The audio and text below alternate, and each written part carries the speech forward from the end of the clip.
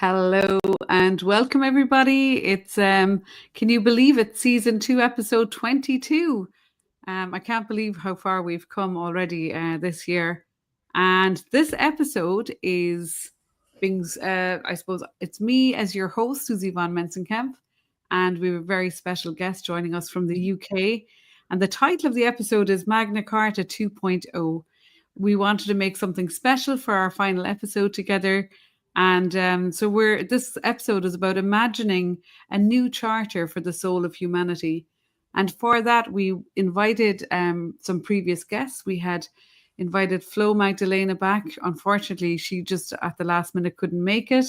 But gracefully, we have the company and lovely presence of Sue Cooper, who's based in Nottingham in the UK. She was a former guest of ours, I think back in March, one of the early episodes, definitely at the beginning of this season. And Sue, just to give you, if you haven't watched Sue already on the show, Sue is a mindfulness and meditation teacher. She's an Ayurvedic Lifestyle Educator with a passion for science and the art of holistic, integrative care practices. So she's the founder of MOMM, Moments of Mass Mindfulness, and self-care world. And so she's really interested in this kind of, I suppose, initiatives that are rooted in self-care. So we're going to catch up with Sue. We're going to find out, what has been evolving for her over the course of the last few months in what has been a very interesting year for many people who are either watching or listening. So a super warm in12d welcome to you, Sue. Thank you for joining us. Thank you for having me on again. When I was with you, I think it was episode 1 actually of this series. I think the story was about the story of what brought me into the spiritual world. So this is an absolute joy to be able to share what's happened over the last few months. So thanks for inviting me. That's what I've been loving about what we have been bearing witness to with the different conversations that we've had, very conscious, compassionate conversations with many of our amazing guests on in12d. And one of those was Flo Magdalena, who, if you remember, she's a spiritual guide and author and the founder of Soul Support Systems. And what seemed to come about soon after that was this collaboration between both yourself and Flo. Do you want to give us a little backstory, a short one, just an intro to how did that collaboration come to be? I met Flo in 2014 when she came to Nottingham to talk about her book, I Remember Union. And we got chatting, and I was very grateful to Flo because we talked about something that there was a commonality in speaking about self-care and the return to wholeness. And she said, I need to introduce you to somebody that I think will lead you forward. And she connected me, and that person did lead me forward. And they invited me to be a speaker at a big event, a big arena in in Birmingham called the NEC. I was like, oh my goodness! Suddenly I had to, step up, and I gathered my courage and went. And it was very successful. And from there, I met a lot of other fantastic speakers. And I was hugely grateful to Flo. And then I didn't see Flo again until in the last couple of months, really. I know that a couple of my friends know Flo very well. And I reached out to her again because she had written a book in 2019 called The Power of Grace, The Light Magnificent and the Power of Grace. I don't know if that will show in the right direction. If you can read that. Great book. I read it myself. It really is inspirational. Yeah. Yeah. And you've reminded me a few times, Susie, when we've had our talks, read that book again.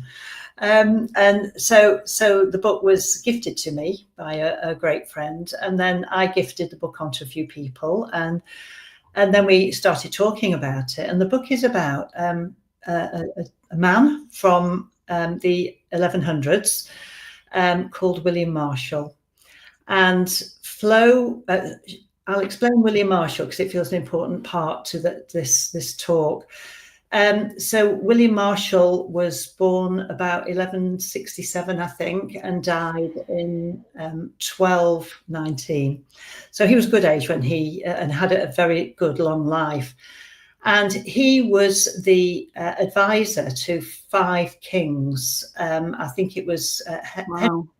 Henry II, Richard the Lionheart, Henry II and the young Henry, he was called, Richard the Lionheart, King John of the, we know him through the Robin Hood myths, and the young son of King John, Henry III. And Henry III, when he took the crown, because John died in 1216, was only 9. So William Marshall not only was an advisor and a knight and a Knights Templar, but he became, for a period of 3 years, the regent, which to the young king, because he was too young to actually, he took the throne, he took the crown, but he needed an adult, and he was a trusted advisor. So he was actually the king. And his name hasn't been written out of history, but it's kind of hidden. So there's a need, I sense, to recognise and acknowledge and bring this name forward as a living entity who lived by light. He had divine consciousness. He was graceful. He loved his wife desperately and said that she was the power behind him. So he was the main baron knight who led the other 24 knights and barons in our country, in England, to persuade King John to sign the Magna Carta. So let's just get some clarity on the Magna Carta, like how important that document, like it's an 800-year-old document from what I can gather, and it was originally an ancient pact between the people and the powers that were like the monarchy, I suppose, at the time. But it was about honoring the earth and, you know, what the land offers us, access to land and hunting and fishing and things like that. Is that correct? Well, that's the Charter of the Forests. So the first, but you're right, Susie. The first Magna, and I've done a huge amount of research in this, and I've got confirmation from the National Archives, so I know that this is accurate. But the first Magna Carta was sealed by King John in the 15th of June, 1215, accepting the terms of the Magna Carta. And I'll tell you what those are, actually. So it's the rule of law. And some of these are relevant today, if we think about it. The rule of law. The king is subject to the rule of law. No one person, man, woman, is above the law. Fair taxation. So there has to be consent for taxes, because he was just putting up taxes ad hoc. And I seem to think taxes and tariffs have a familiarity here. The third point was justice for all, right to a fair trial, because in the day, the king had the power to put you to death. So everybody deserved freedom to a fair trial. In these days, in 1215, the rights of the church dominated, and it was the Pope, and the king and the Pope together, actually. I beg your pardon. So it was freedom from royal interference. So the king and the Pope became joint collaborators in this country, and protection from illegal imprisonment. So these are big ones, you know, innocent until proven guilty, rather than just being taken straight to incarceration.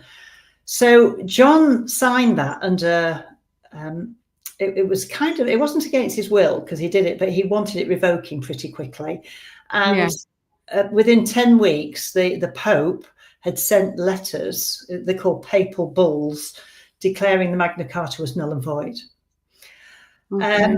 So in civil war then broke out within a matter of weeks between King John and the barons, the 25 barons, including William Marshall. And then within a year, King John has died of dysentery, which meant that the young heir, aged 9, was crowned. And then from that period, he was crowned on the 28th of October, 1216. And within a year, the second version of the Magna Carta was agreed and sealed by Henry III with William Marshall as regent. And at the same time, sorry, this was 1217. At the same time, they issued something called Charter of the Forest. And this was that nobody was allowed in the forest except the king and those people that he said could go in the forest. Mm-hmm. The forest was about 70% to 80% of the land in this country, which meant that the people couldn't enter the forest. If they did, they would be either incarcerated, they would be maimed, or they would be killed. But of course, most of the food was in the forest, the berries on the trees, the animals in the forest. So the king had access to hunting, and those he allowed, but the average person didn't. And that was then put in as Charter of the Forest, that each man is free and can enter the forest. So it was a huge time of William Marshall leading this in 1217. William Marshall died in 1219, and the third Magna Carta was signed by, or sealed, I can't remember if it was signed or sealed, by Henry III in 1225. So the first Magna Carta were with those key points. The next were just little tweaks, little amendments to it, but the main body of it still stood. Now, what I find really fascinating is that, having talked about the Magna Carta and William Marshall for quite a long period of time, and I'll come back to Flo, but a Magna Carta suddenly appeared at Harvard University only a matter of a couple of months ago. And it turns out, and I think I'm correct here, it was the 1225 version of the Magna Carta, which had been purchased for something like 40 English pounds, mm-hmm. and in 1940 something, and kind of just put away. And it's been authenticated by a number of sources that it is an authentic original document, which has opened up a lot of interest now, because not only is this document in America, but it's the fundamental document, the original one for the Declaration of Independence, the Bill of Human Rights, and various other Earth Charters. It's the fundamental document that underpins all others. So that's the Magna Carta. But if I go back to Flo, is that okay to just follow that through? Yeah, because it's good that you've given us such a really good kind of foundational kind of framework for the origins of the document and what was happening, the era, the medieval times in which it was created. And now I suppose we're going to see how, it's always living through us as us, and through Flo's connection with William Marshall, which she did allude to when we had her on the show, as would you call it a channel for William Marshall, or how would you describe it? Pity we don't have Flo to speak for it herself, but I think you'll do a nice job of that. Well, honouring that I get it correct, but it's certainly the essence is correct. So Flo, which is all written in this book, The Light Magnificent and the Power of Grace, Flo was on a journey with a couple of friends to the cave of Mary Magdalene. So she'd flown in from America into England and was then flying out from England to France. And then a huge volcano erupted in Iceland, stopping all air traffic. And I remember it well because I was stranded in South America. So if we go back to that time, I think many of us, if we were away from home, would actually remember that time.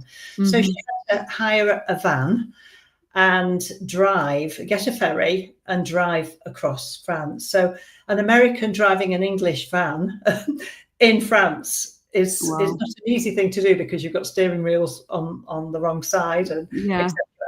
So she's over in France, and according to what Flo tells me, and that's in this book, her passengers recognised that there was an entity, a being, actually in the car with them, who introduced himself as William Marshall. She didn't know anything about William Marshall, and he proceeded to accompany them on their 17-hour drive through France to Mary Magdalene's cave, and the whole transcript of that is in this book.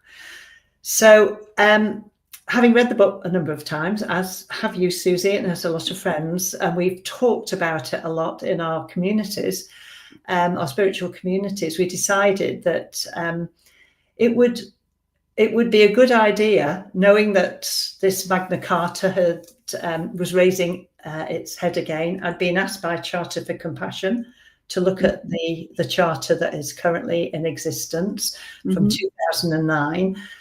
And I reached out to Flo. And I said, I don't know if you remember me, but we met in 2014, blah, blah, the preamble, and thanked her with grace for the introduction that led me forward. And does she still have communication with William Marshall as a long shot?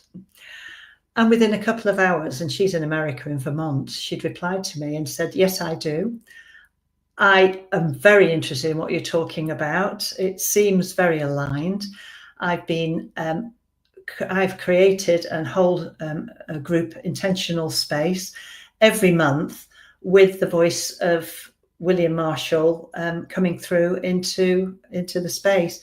And there's about 40 people from predominantly America, Canada, and the UK who meet and have held space for this message for all this period of time.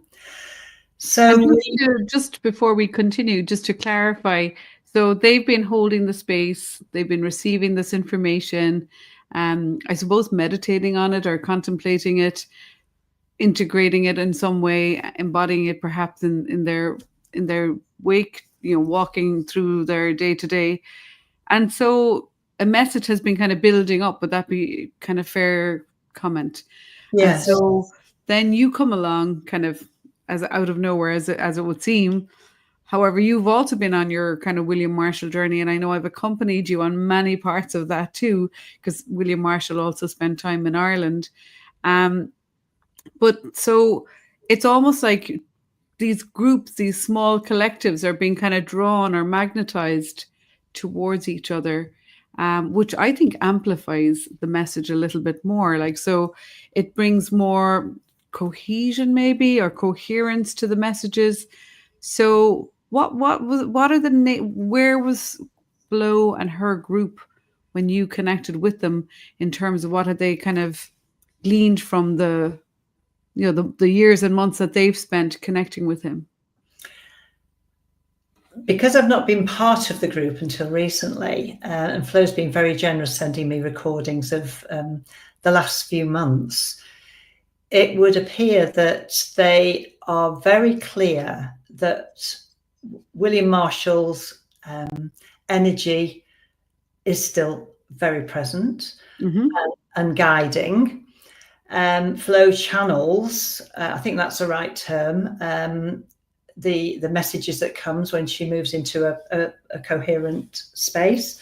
And the messages are that grace is always present, grace is divine, that we hold this beautiful light within us. We each have a light body. It comes from the heart. And it's the earth is calling us. They talk about, there's a crystal, a large crystal in the Irish Sea, which they plant their imaginal feet on as they move into meditation.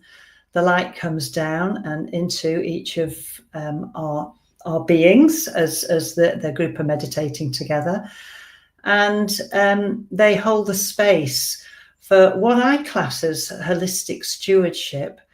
That the seen we know, the unseen is still very present with us in our conscious awareness, and there are guides, and William Marshall being the guide in this instance, which is leading us forward into more light, more grace, more divinity, spirituality, holding our own frequency, because we're each unique beings. But what is the frequency that we can hold so that we can express our whole beautiful self and be seen and listened to, and feel that experience that we're each here with a purpose, and that purpose can, for this particular iteration, manifest into a beautiful, compassionate document that's a living document that we can all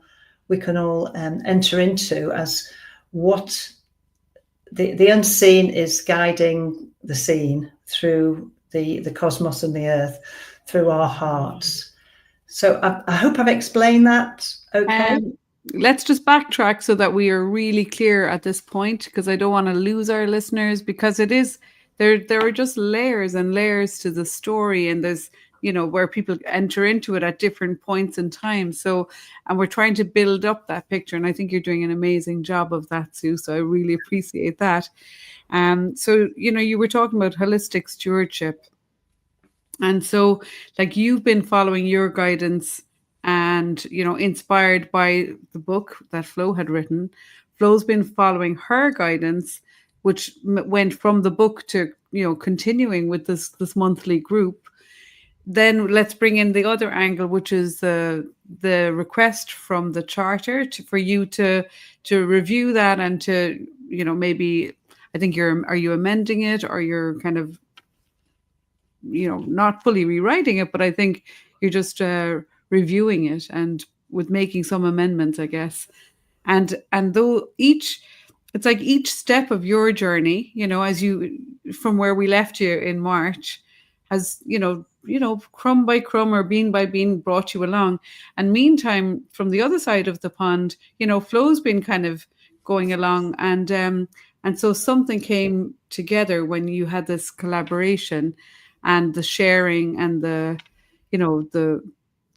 ideas and and again, it's not like one of you knows more than the other, or one of you is in charge or leading it. It's really a co-creation, to bring us as, you know, maybe it's a humanity or a collective soul group together for, you know, to really receive and deliver maybe the message of that light within, that Yes. guiding force.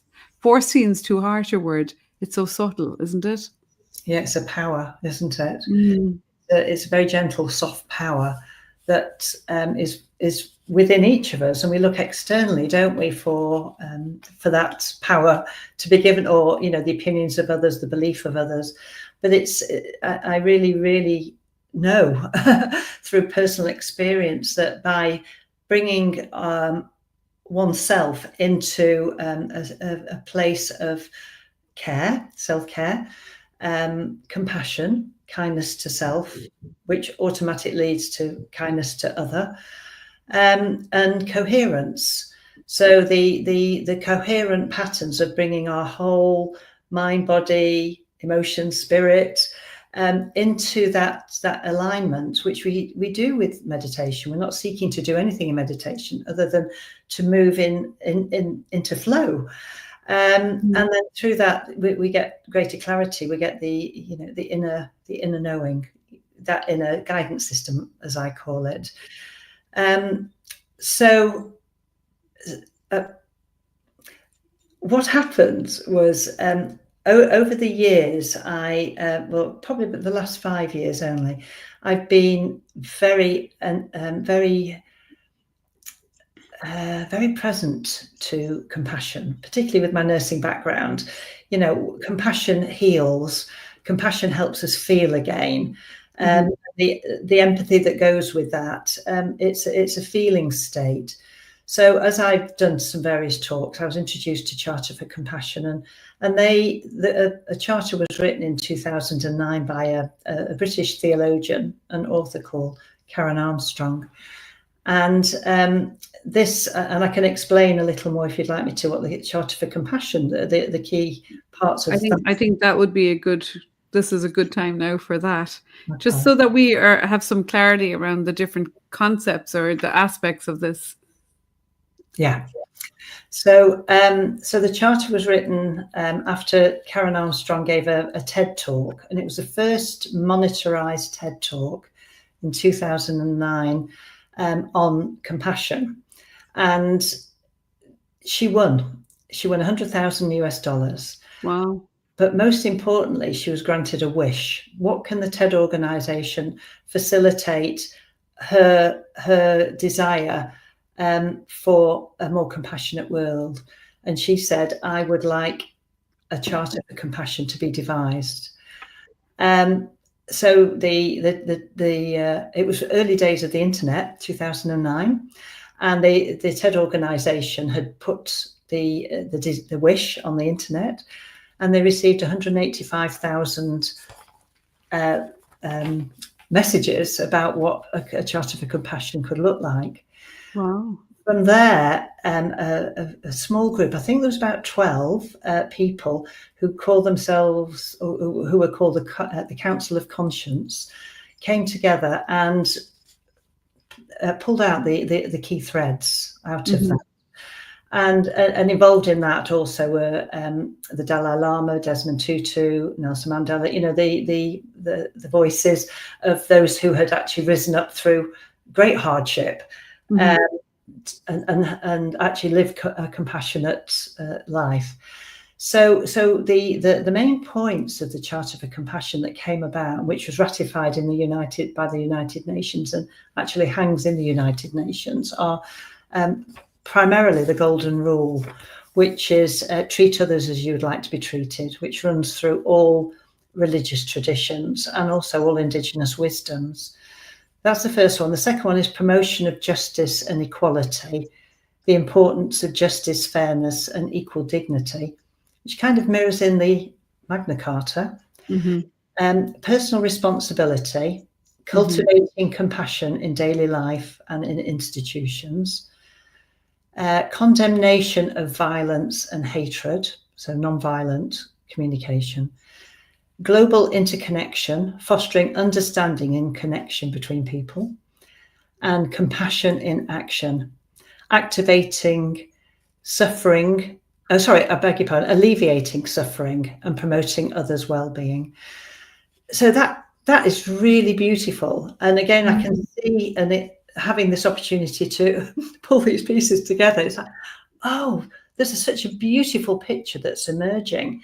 So whilst these founding documents are founding documents and they are honoured and respected as founding documents, what is the present society seeking as a charter that holds, that sits well within our own being, our own hearts, that we can share with each other as action, then share in community, and then move into community and ask people who are in a position of influence, power, maybe hold the money, you know, the civic societies, the mayors, people who are conscious businesses within a community, the citizens, the people, you know, the majority of it, and those faith communities and charities. How can we come together in our communities and become more compassionate, move into heart-based systems rather than to activate from that place, and listen to the voices of everybody, and particularly those who are building a future, the youth voice, the children, those yet to be born. Obviously, we can't hear their voices, but we know that we are building something that doesn't take away from the main documents, because they are sacred, because they've been agreed. But how can we actually activate ourselves, each other, our communities, and Mother Earth, not forgetting the ecological wellness of the earth, which is really important, because without that, you know, and our mother is suffering, and we, within this holistic stewardship, need to be very conscious and present to that. And if we each awoke and did our our small part, if we each find out what's in our hearts, and then have at least another to share with within our family or within our soul family, that may not be your biological family, we could start to network. And that's the thing, is how do we network? How do we find each other in our communities? And how do we find community networking with community? And we rise up as a conscious collective to move into, what's this world going to look like? Instead of it coming from power down, obviously policies will need to change to reflect the grassroots movement. But I actually believe that we can magnetize this to make this happen if we all give voice to what it is that is waiting to be shared. And some of that will be in the charter, some of it will be in local communities. So just before you continue, I just want to clarify again for listeners, because you've done such a wonderful job of, giving us the backstory as well for the Charter of Compassion, for compassion, should I say, dating back to 2009.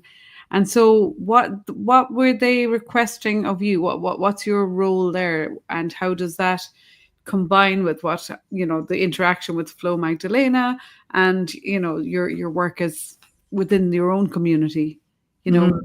What's that? It's emerging. Yeah. I must say that being with the unseen is something that is fairly new to me, and it's something, with all the different courses that we've been on, arts and consciousness, with the Findhorn community and subtle activism, it's something that I'm becoming more familiar with myself. So accepting that there are guides and helpers. Whether you want to believe that or not, it's it must be your own journey. However, what is really inherent in this is that we each hold a power and a light within us, and that when we move into fear, there is a density. And we look through these eyes with a different perception that the world is fearful. But as we start to work with our own self-compassion is incredibly important, to be kind to ourselves. We start to, and we find other people to do that with, even more powerful.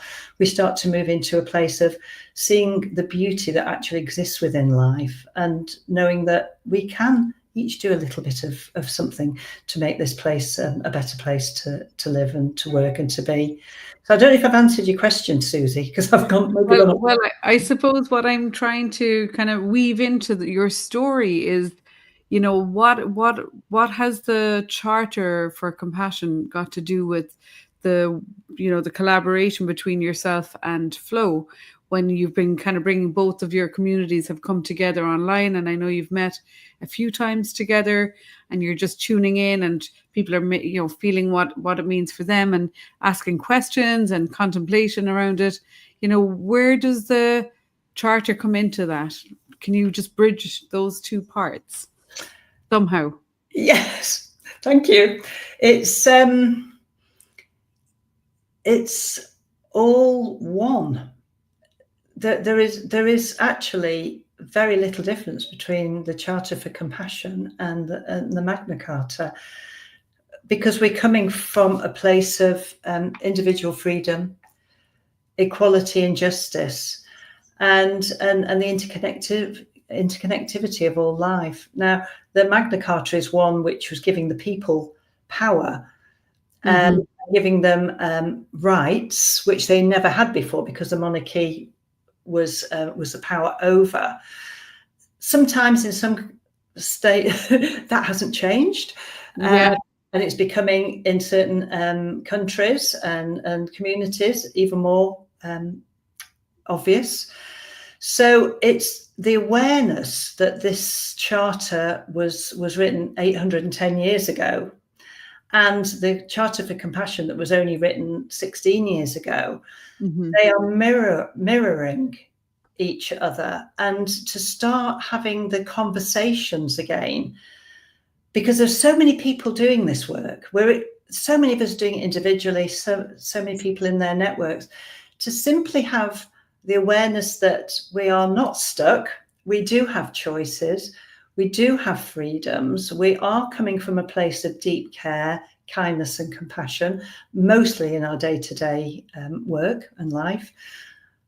Yeah. But we kind of need to find each other. Yeah, like I suppose when I sit and think about it, because there's a lot of moving parts even in this conversation, it really comes down to the basics of, weaving the sacred back into the charter. And I think life has become so busy, and our attention has been so dispersed amongst so many different things. We've lost the ability to sit and contemplate a lot of where we are in our lives, and just how powerful each one person is. Each one creates the collective or the community, and everyone is as valid as each other. There's no one, as you said, taking over, or we're all equal. And I think the missing link, or what's kind of been phased out a lot in the last, I don't know how long, 50 years, as technology has been kind of building, is we've disassociated from the sacredness of who we truly are. And we've disconnected from that. And this unseen realm that you're referring to is available for everybody, in my personal opinion. And it's through practices, like you said, mindfulness, meditation, contemplation, coming together in these communities, having these conversations, which really shed a lot of light and hope and bring a bit more love into the space between us, because we could be racked by fear right now with what's going on. There's a lot going on, and it just depends on which side of the coin you're looking at it. But I do feel like it's like bringing the sacred back into a new charter, because we are a collective soul of human beings. Yeah, like there's a collective soul group here working and finding each other, recognizing each other. And as you said, it may not necessarily be your direct family or in your place of work, but people are really finding each other. A little bit how you and Flo's story, I think, is beautiful. It's just like coming full circle, how you met back when you did, and coming back round again. And you were both on your individual, missions or paths, and they cross again and again. And the fact that you've recognized that, I think, is really what's very powerful about your story today, what you're sharing with us today. Yeah, and it's things happen in our lives, good, not so good.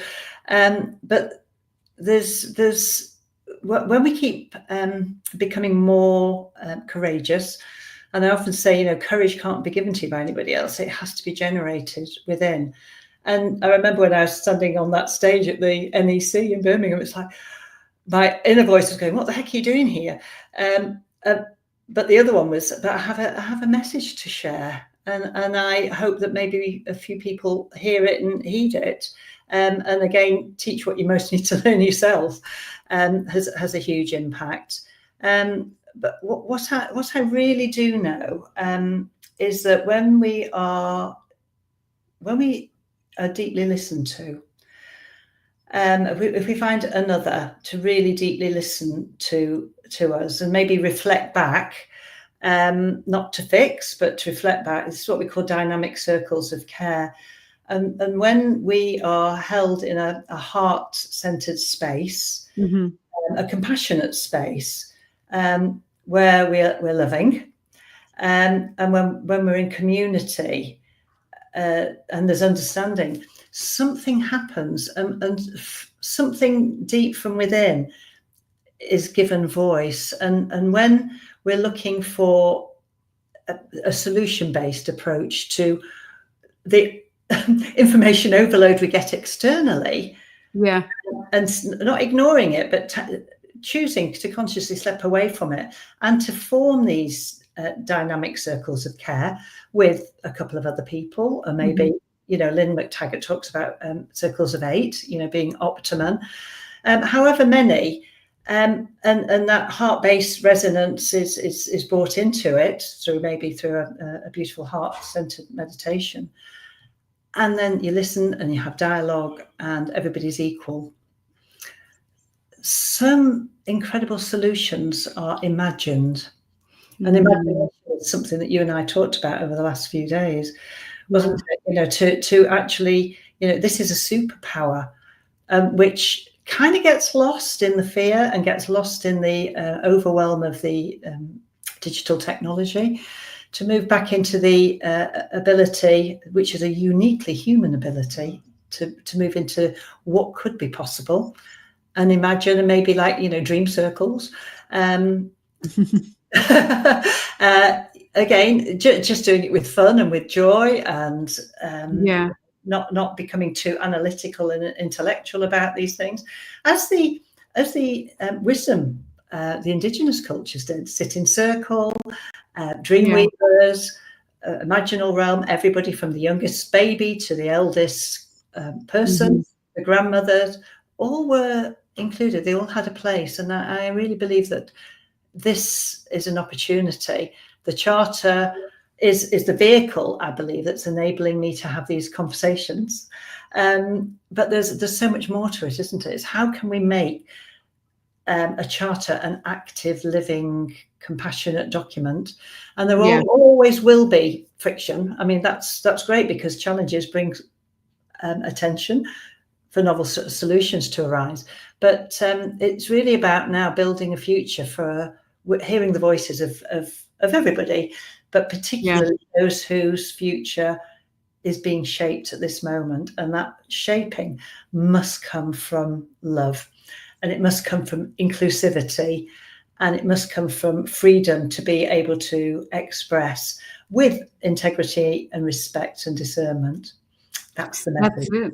That's so beautifully expressed, really eloquently. And I think that's what we're about here on in12d. This mission has been evolving over the last kind of 12, 18 months. And we're really about bringing together those visionary voices, because what I've noticed in the pattern of all the conversations we're having here is that, most of us are just remembering, who we truly are at our in terms of our true nature, not the ego encapsulated personalities that we've formed to survive on this, or whatever is happening on this planet.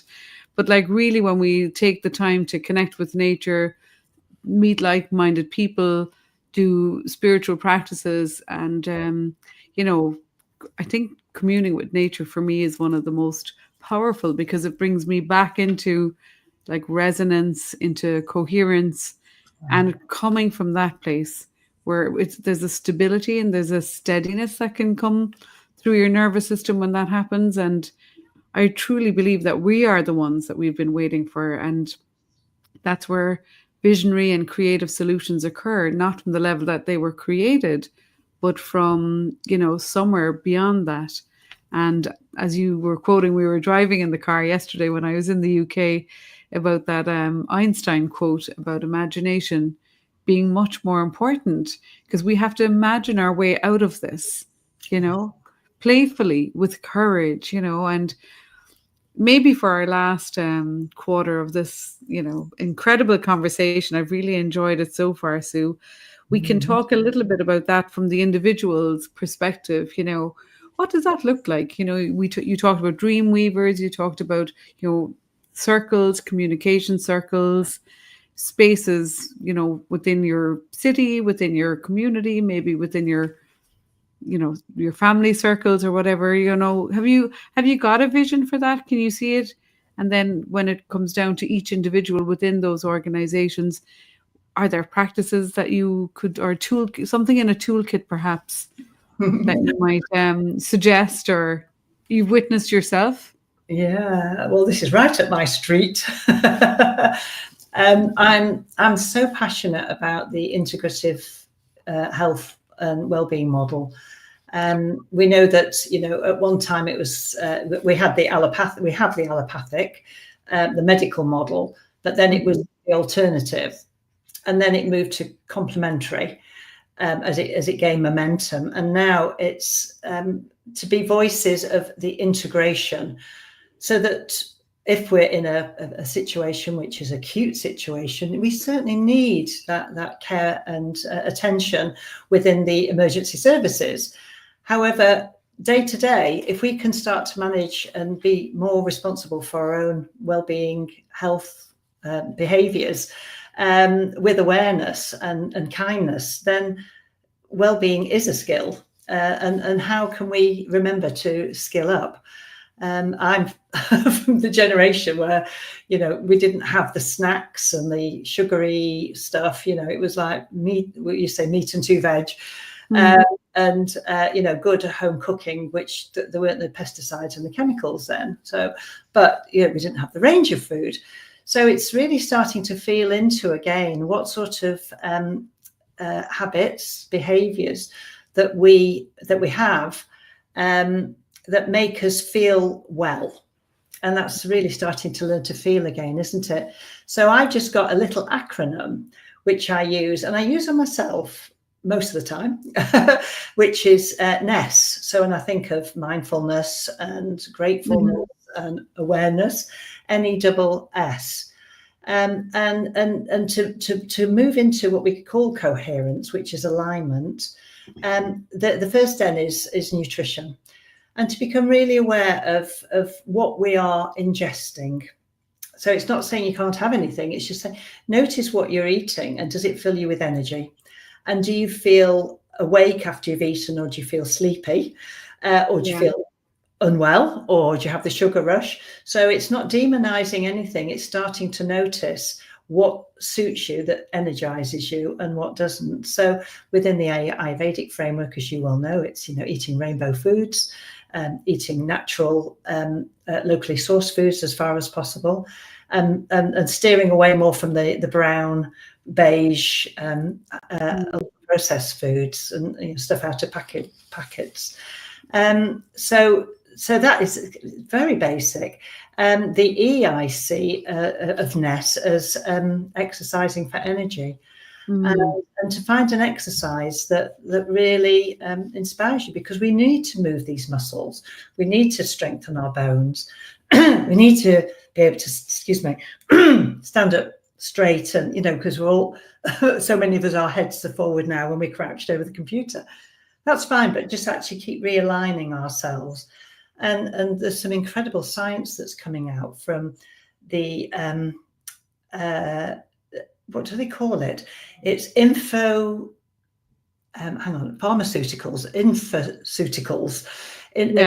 all this information about resonance with sound and light, different healings, that when we are energized and move around, what actually happens to our cells in the repair process. And this is the new sciences that are coming through. So is it like the movement is stimulating the repair mechanisms on a cellular level? So I suppose it's keeping that prana, that energy, moving in the system, so that it keeps regenerating itself and repairing naturally. Because it's an inside job, isn't it? Whenever we're out of balance, whether it's like low energy or not feeling 100% mentally or emotionally, or physical, like illness as well.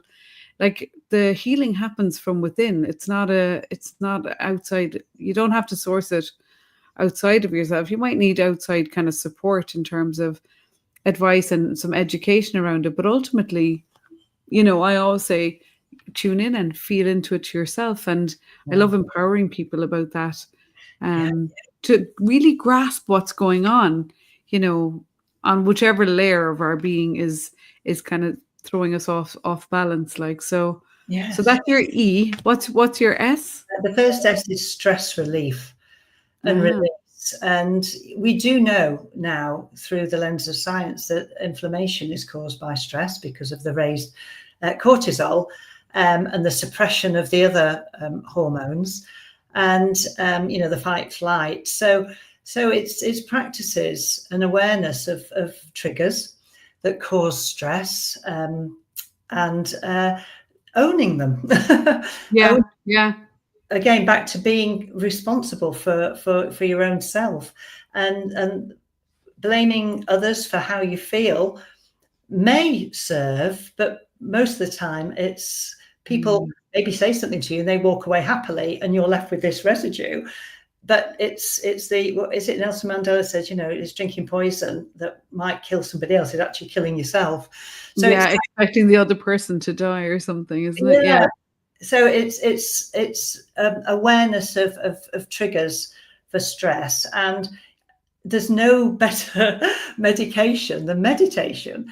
And that may be meditating by yourself. It may be prayer, depending on your faith. And the beautiful thing about religious observances is usually it takes place in community.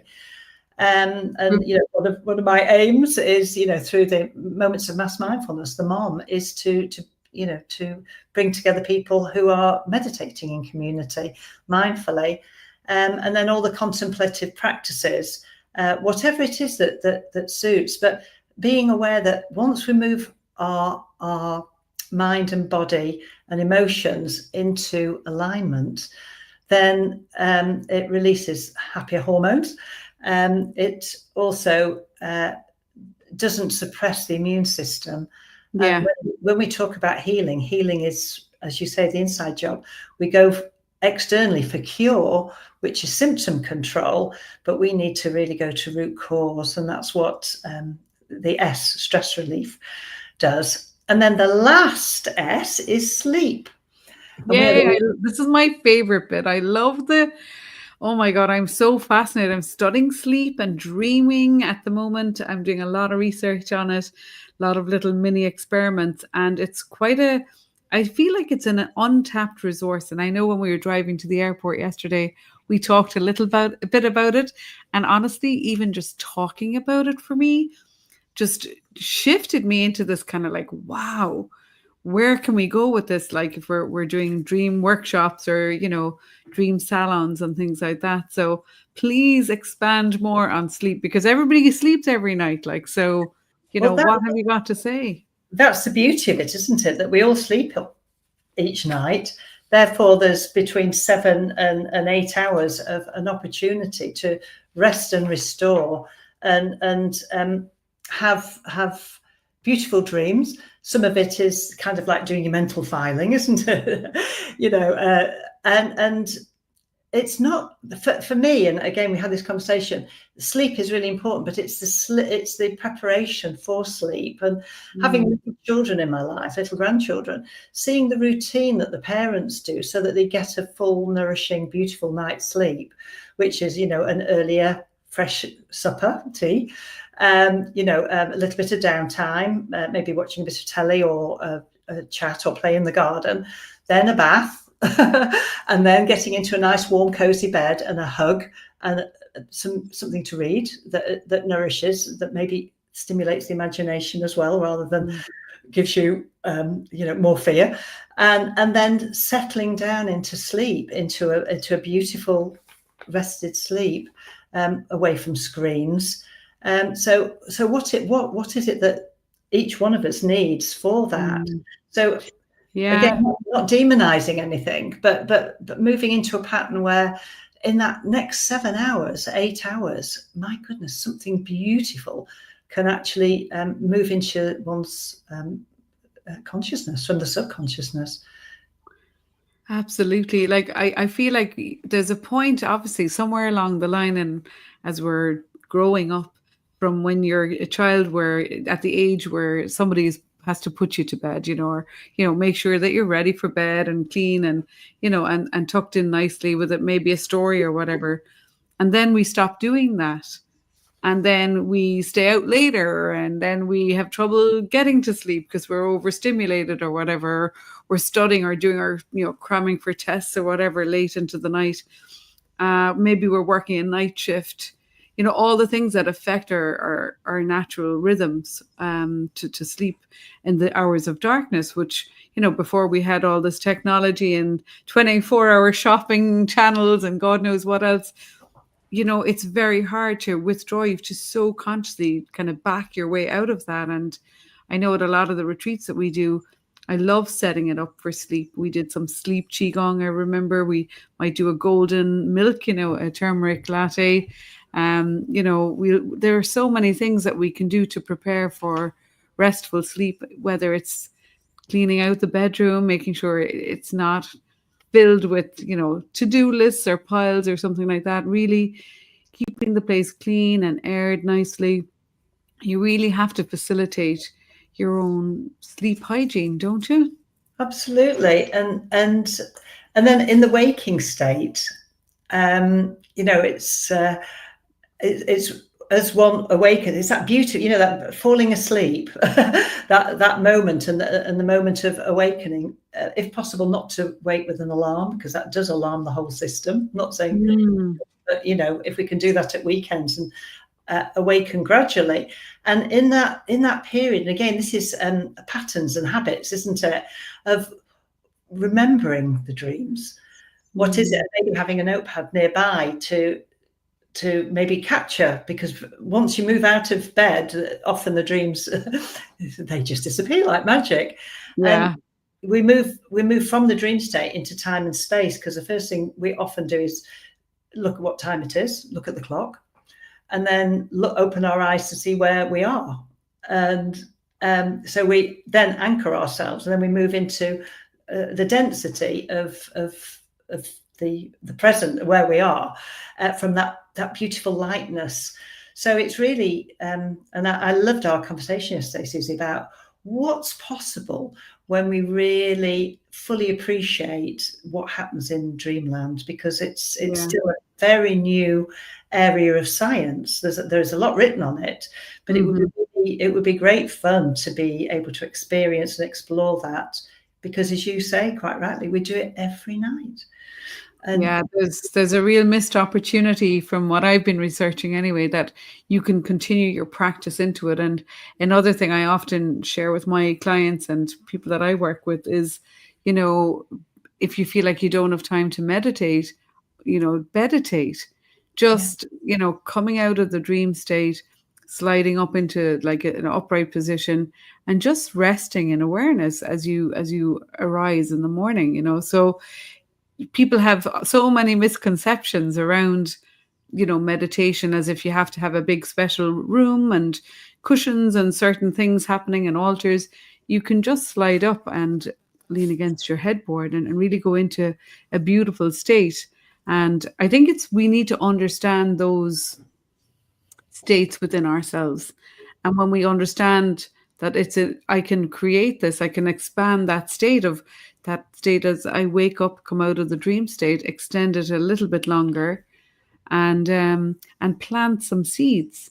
And this would be a really good segue just to wind back into the beginning of our conversation. And I suppose the title of this episode, which is, Voices of Light, this opportunity to create a new charter for the soul of humanity. But we have to begin as individuals, I guess. And it's kind of creating a new way of being, of waking up in the morning, and, and where that will take us as a soul collective, maybe moving forward. So I'm going to give you the last couple of minutes there, Sue, to really sum up your key point, or your, how where you're taking this next.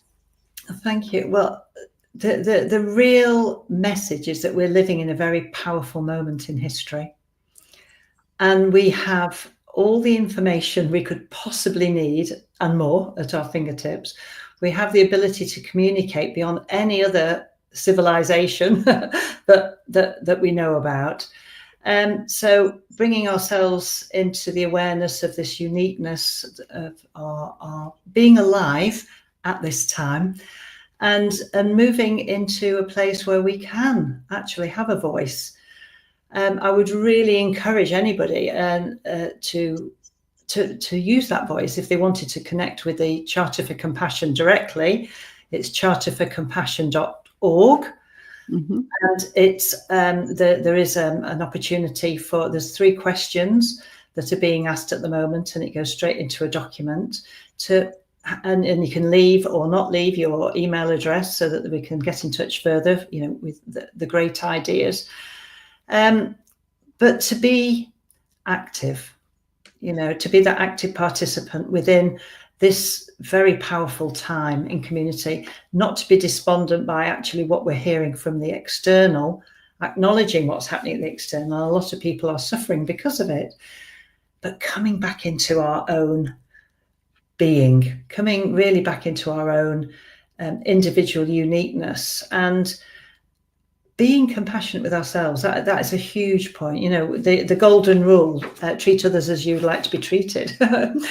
We maybe need to remember that sometimes we don't treat ourselves in the best possible light, and certainly not in grace.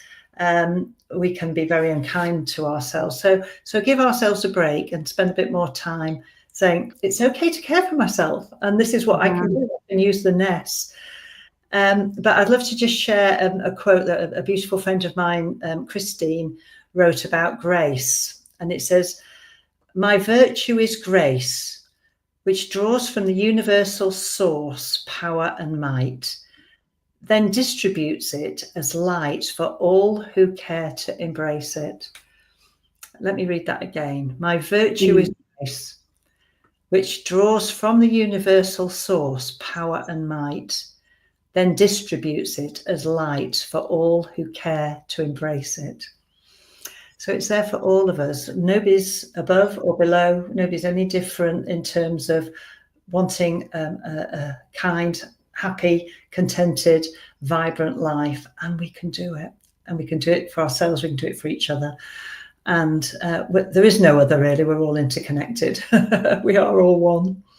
This really feels like it's your legacy, Sue. Honestly, I've been a friend of yours for a long time now, and I've really witnessed your journey, and from the moments of mass mindfulness right up to today. And it's been such an inspiration for me personally, but I know for many people that we know and we've kind of been lucky enough to hang out together with. So it really is it's so clear now when you join up all the dots, not always knowing where you were being guided towards or what it was, but the trust that you have this unshakable trust.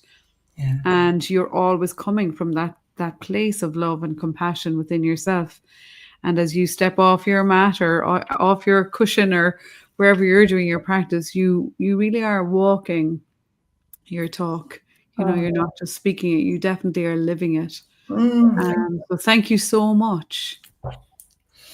Thank you for letting me share, and also to help me put even more of the little pieces together, because this is emergent, and the charter will be written by the 12th of November this year, the revised. So please, if you have anything that you want to share, it's not my voice. I'm the holistic steward. It's all of us. And then we can have a charter that is activated in our own hearts with each other and in our communities and for Mother Earth. Yeah, I think that's a beautiful way to end today's episode, and maybe season 2. It's been a profound season, meeting such incredible voices, incredible conversations, and I feel like it's a lovely kind of full circle that you've come back today to have this, evolving conversation with us. So stay tuned for, what's coming up with Sue and the Charter for Compassion. I think Ramsey and Kathy and I will be back next week. We're just going to sum up our final season, but this is the last episode of the season, and season 3 will kick off again early in September, I believe, and we have some lovely guests coming in for that one too. But for now, with deep, huge gratitude, thank you, Sue, for your time, your wisdom, your generosity of your spirit, the beautiful sharing today. Thank you. Thank you for giving me the opportunity, and have a lovely break and rest yourself and restore. Thank you. Yeah, we have to do the self-care ourselves. It's an inside job. Thank you, Sue. Cheers.